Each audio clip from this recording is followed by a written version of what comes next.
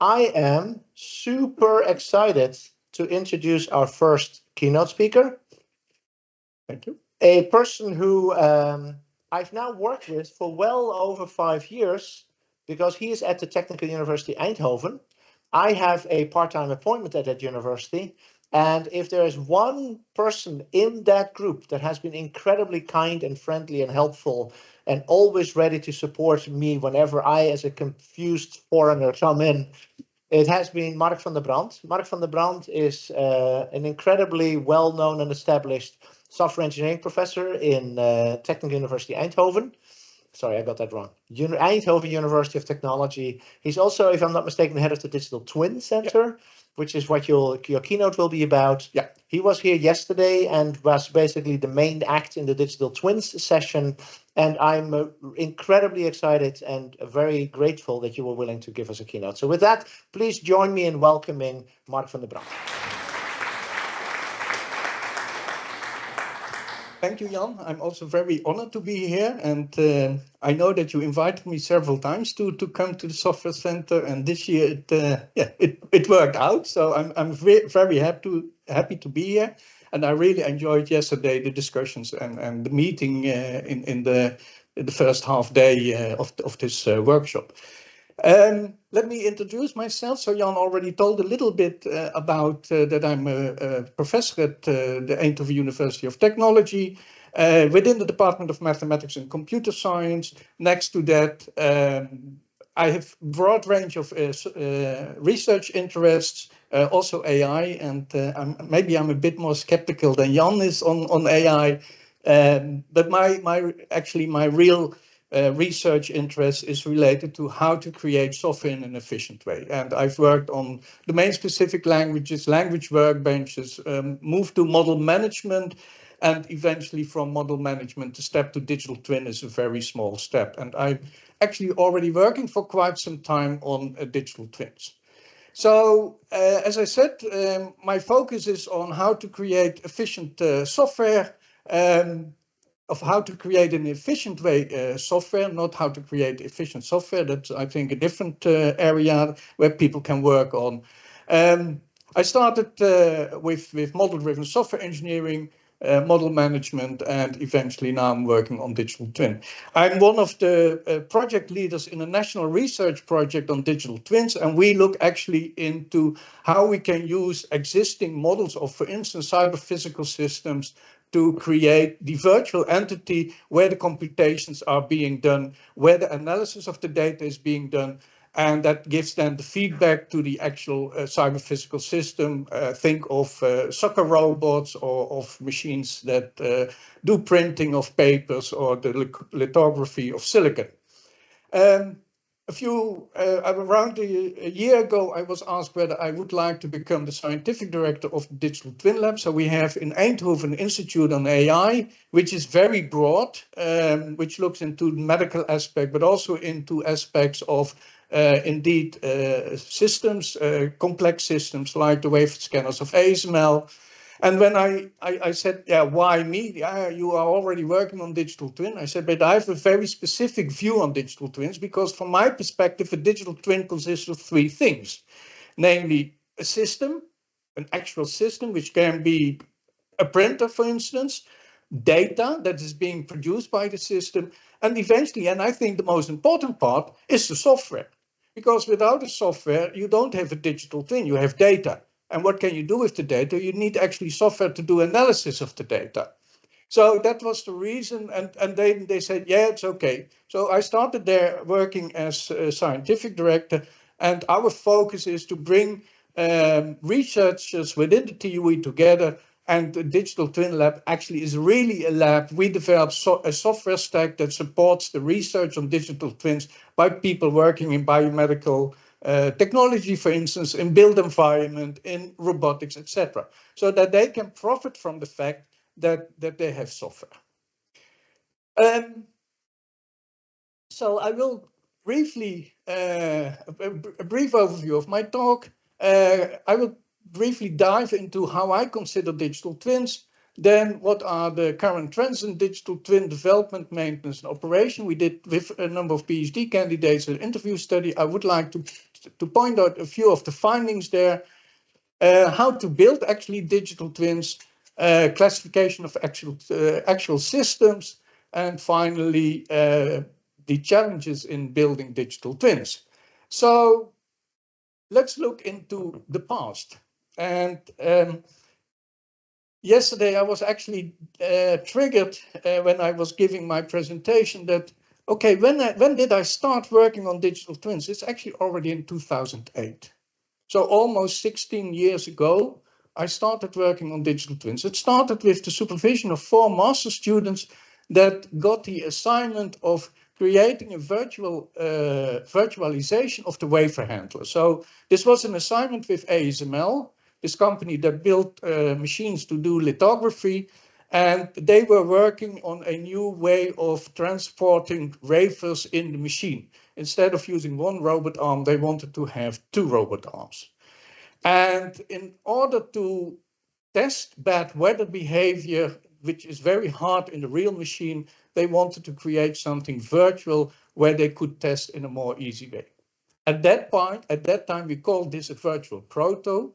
Maybe at that moment, I didn't even know didn't knew the term digital twin, but I think that if we would have done the research now, then we would have called this a digital twin. So it's already a long time ago. So a little bit of this. So what they do is they have a number of test cases, they have software, and this is not a bit of software. So the software stack of this machine is above 80 million lines of code. So it's a huge software stack, and actually with every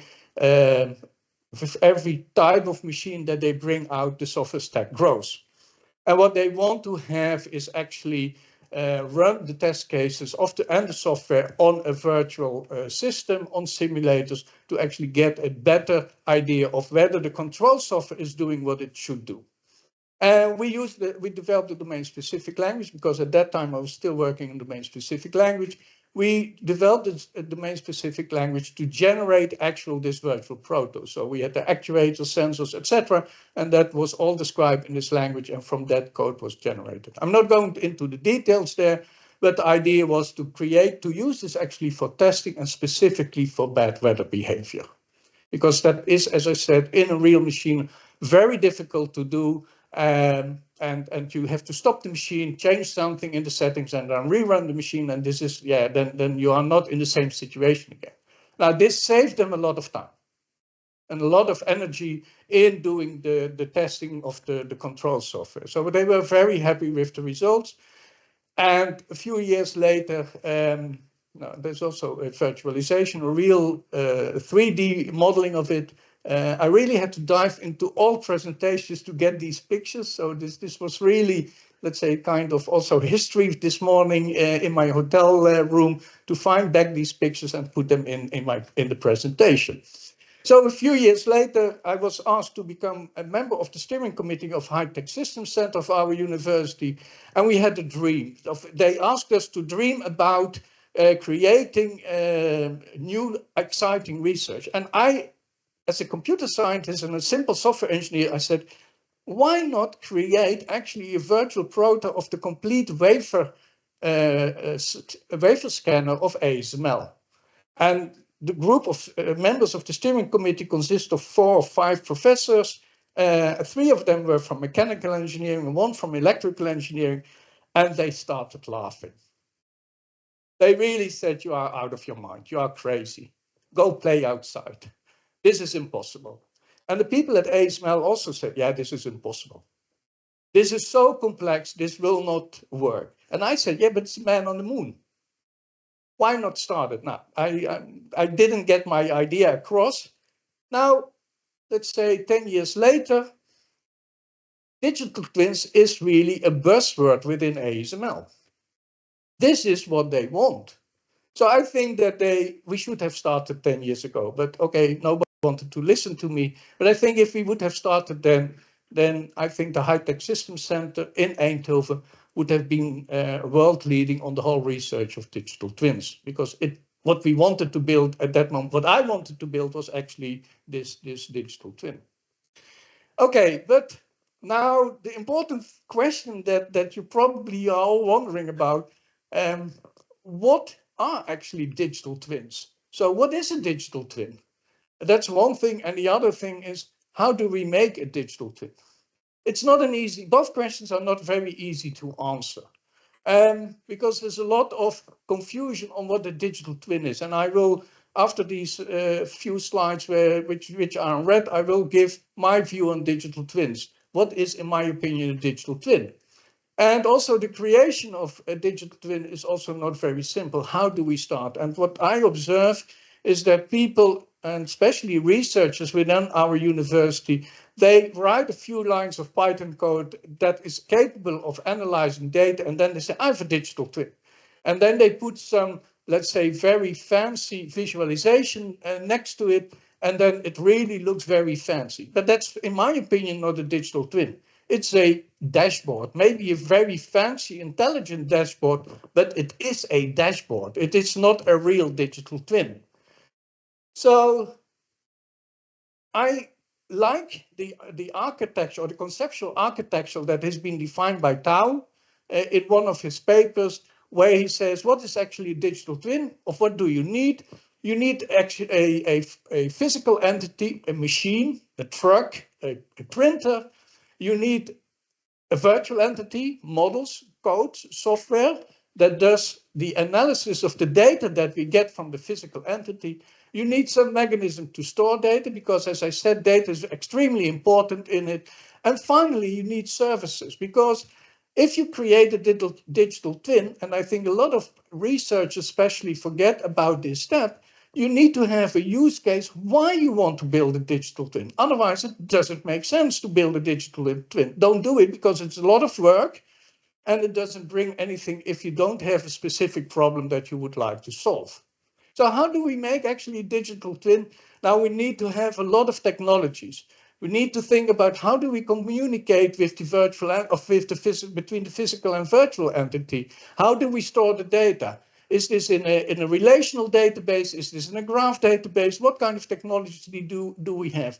How do we provide the services to the user? Is this indeed in terms of a very fancy user interface? Is this in 3D? Is this just a plain dashboard, etc.? The most important thing for me is actually the feedback loop.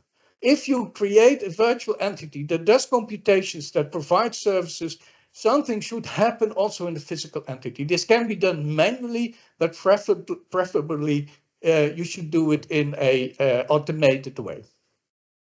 So it is everywhere, digital twin, so I don't go too deep in that, but I think there's no domain at this moment in, let's say, the modern society that's not considering, okay, how can we use digital twins and what is the benefit of it? So how do I classify digital twins? In my opinion, you have either, if you start with a digital model, there's no real direct interaction with the actual system, often simulation driven. You have some data, maybe you get it from the system, maybe it's artificial data, but you use that to do simulations and you improve that. This may be very close to what we did in this virtual proto, because we didn't have a real system yet, because it was still under development.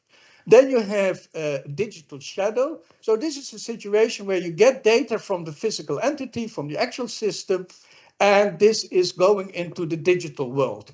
It can be very intelligent, can be very fancy. You can, for instance, see the data of a windmill. What is the number of rotations, or what is the wearing out of certain components, where you can zoom in, etc. For me, it is important to have this, as I said, this feedback loop. So it's not only data flowing from the actual system to the virtual system, but also, let's say, data flowing back so that you influence the system. The data is being analyzed via models or is being analyzed via AI techniques. But the flow back is extremely important.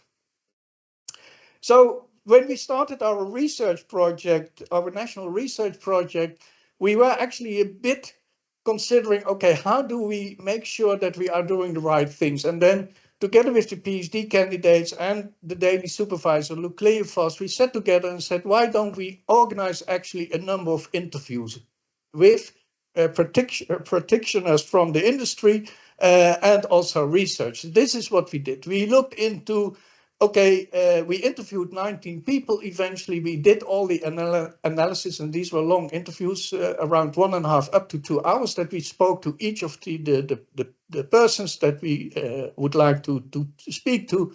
And we looked into, okay, how do you develop, how do you do operation, and how do you maintain? And so this is what we did. We planned these interviews. We formulated 7 research questions. We did these semi-structured interviews with 19 participants.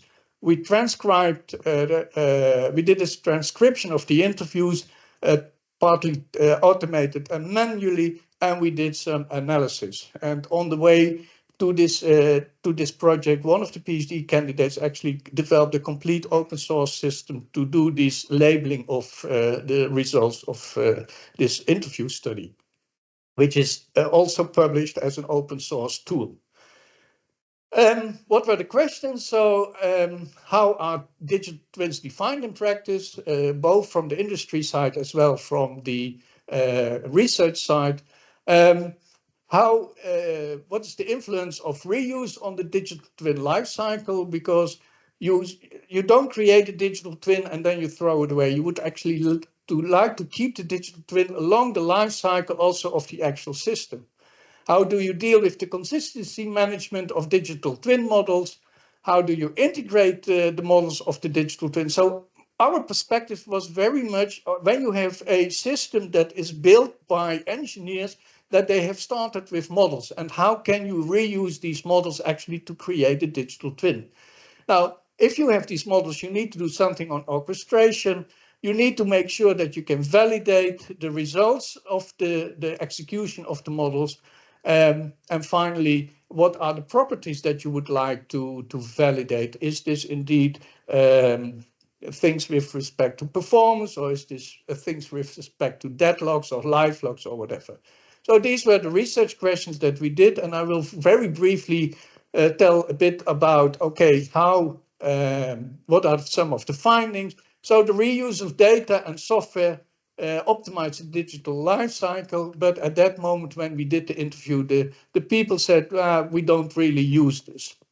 And the important things, and Jan already mentioned something about regulations, so legal restrictions make it very difficult. The tool support is not really optimal there. And at that time also, I think the lack of experience and information is also very restricted. The integration of models, through custom interfaces, using of standard communication protocols. Now that is quite, let's say, I think, established. And what we saw is that FMI and domain-specific languages are quite often used to do the integration of models. But we also observed that model heterogeneity, data heterogeneity, are things that need to be tackled in the right way and contributes to the complexity of the digital twin. So these are 2 findings, and there is a nice paper just published in SOCIM where the whole interview study is being described and all the questions to these research questions are given. So what are, from my perspective, the ingredients of building a digital twin? You need, as I said, you need to have a use case. If you don't have a use case, it doesn't matter. And what can be use cases, I just mentioned here a few. It can be the optimization of the actual system. It can be predictive maintenance, but you can think of a lot of other things where you would like to say, okay, I have this system and I would like to improve it, but I do this first in the virtual world, and then I transfer the results back to the actual world. You need to have the data from this actual system. You need to have models that describe the actual system. If my view on this is, if you take a machine like the wafer scanner of ASML, this system is, I think the first version is built 40 years ago or so. There are 40 years of thousands of people working on this machine. I'm not going to say that I'm capable in a few months of time to create a digital twin of such a machine. It's thousands of man hours are invested in creating the software of this system and of creating all kinds of models. So why not reuse these models when you create a digital twin? And it is not trivial to do this, but once you start working on it, you can, I think, very much benefit from this. And the most important thing from my perspective is if you want to create a digital twin, make sure that you have the domain engineers on board. It's not just the software engineers that can create a digital twin. You need to have the people that actually provide you with the use cases, provide you with, okay, what are the interfaces of my actual system, and what are the questions that I would like to answer, and what is the data that I want to have. Next to that, you need the software engineers, and eventually you need the data and the AI engineers, especially if you would like to use machine learning techniques to do, let's say, the analysis of the data and draw valid conclusions. And if you have these domain engineers, it is actually very important to make sure that you are speaking the same language. And that's why defining a common language in which you can communicate is extremely important. And that also leads, if you really understand each other, that you can have a much deeper insight in creating and making sure that you are using the right model. So in the picture down here, you see, for instance, mock-up trucks that are working and that are docking themselves at a distribution center. These are trucks like this, and you could say, yeah, but this is not a real digital twin. But there is a digital twin that is actually observing and guiding the docking of these trucks completely autonomous. Yeah, we would like to do this with real trucks. So for people from Volvo, if you are interested, we are open for further cooperation to do this with real trucks, because it saves a lot of money if this can be done in an automatic way. Now, we have created all kinds of models to make sure that this docking actually is properly working. This is work that is done by one of the assistant professors in my group, Ion Barusan. He did a lot of work together with people from mechanical engineering in the field of automotive. Data is extremely important, but it's not just, let's say, the data that you get from the system, but it's also what kind of domain knowledge do you need? What is the service data?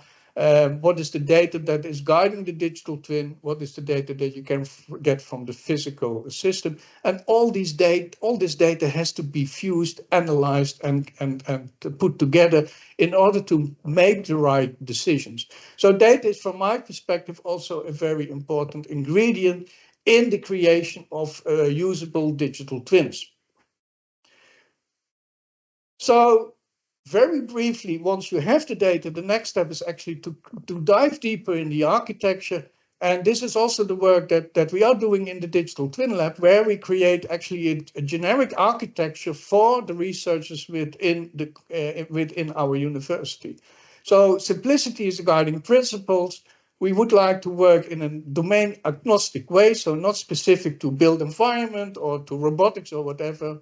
Make sure that you also have versatile communication, that you have sufficient, let's say, sources of data that you can work with, bidirectional communication to provide the feedback loop.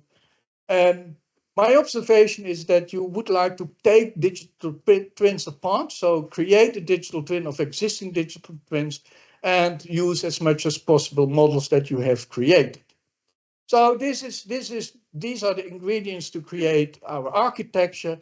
And this is within the Digital Twin Lab, the architecture that we have created so far. So you see all the ingredients that are also related to the picture, the generic architecture that is provided by Tau.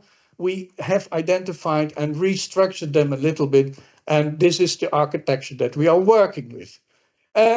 What do we do here, for instance? And this is an example that is coming from our campus, our own campus, where we analyzed or we created a digital twin of one of the buildings in our system. So there we get, for instance, sensor information on the temperature in a room. This temperature is then being analyzed or sent via a channel to the service to do further analysis of this. This leads, for instance, to switching on an airco or switching on the heating system. So there is this is calculated, and then given the calculation, a signal is being sent to an actuator to do the actual change in the temperature of the room. I'm very close to wrapping up. So this is work that I'm currently doing with Francis Bordelot. He's a professor in Canada. And every Wednesday evening, we have a Skype meeting where we sit together and discuss, okay, we don't want to classify the digital twins. What we want to do is classification of the actual system for which we create the digital twins. So we have identified actually 4 different categories. Namely, you have static physical systems, and this can be, for instance, very simple, a piece of stone or whatever, or a bridge. You have engineered system, although a bridge can be a physical static system, but also an engineered system. You have natural biological system, think of a tomato plant, potato plant, or whatever. So something that grows autonomously and that it's very difficult to influence. And you have social systems, like this is a social system. We are sitting together, we are interacting with each other. Now, if you look at the digital twin, you can create for each of these systems actually a digital twin, but often it's a combination of each of these categories. So you have, for instance, a bridge can have physical entities, have static elements. It's an engineered system. It's typically not a natural or biological system, but if people are moving over the bridge, there's also some social interaction there. So in order to really build a digital twin, you need to do a proper analysis and to identify what are actually the ingredients in the system for which I would like to build a digital twin. Why is this important? Because each of these categories differs in the complexity, in the way that you acquire data from it, the uncertainty. So a social technicals of a social system has a much higher uncertainty than, for instance, something which is really static. And how do you interact with it? What is the actuation that you can do? In a natural biological system, it's very difficult to have real interaction with that.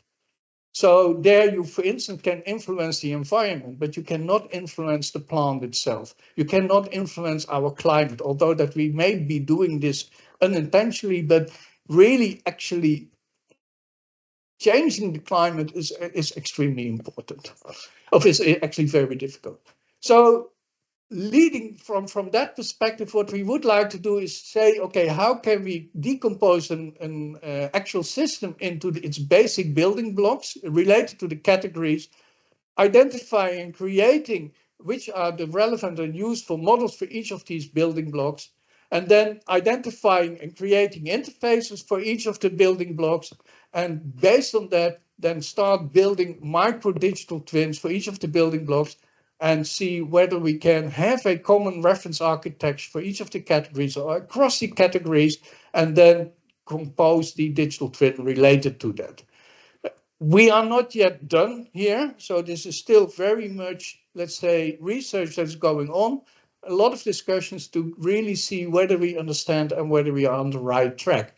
But I think that this could lead to a very interesting, different insight and methodology in creating digital twins. So what do we see as the, and I'm very close to wrapping up, Jan. So what do we need for creating digital twins? Is it a need for digital twins or digital engineering?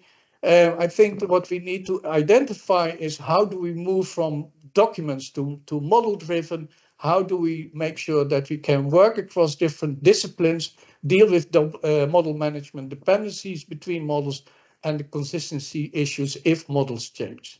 And now I would like to wrap up and point out that I'm also very much involved in a community on engineering digital twins, which has organized this year at Models, a new conference on engineering digital twins. And I really invite you to look at what we are doing there. So, wonderful. Thank you very, very much. Let's start by giving him applause. Going back to our stage, of course, there should be the opportunity for a question. Is there anyone who has a question at this point? Come on, not all. Oh, there's one question in the back, and we only allow for one because we're running out of the list. Thank you Go ahead. for your presentation. My question about how about the variability or variety for the modeling? Because we're modeling the actual system for some sensor, for example, then we have different sensor with different variability in modeling.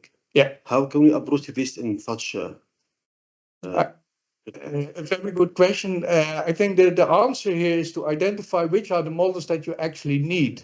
There may be models that have more details that are needed with respect to the digital twins that you want to create, and there may be models that have too much details, which are not needed. So it's a kind of filtering that you need to do in order to, and that's why you need the domain engineers to identify, okay, what do I really need to make this digital twin work and solve the question that I have with respect to the use case. Thank you. Okay. With that, Mark, we have a small present for you. We thought you're flying home. You don't want to check in luggage. So how can we make your life as possible? Thank you. With that, thank you very much for a wonderful presentation. And in case you wondered, that was a small taste of Dutch humor.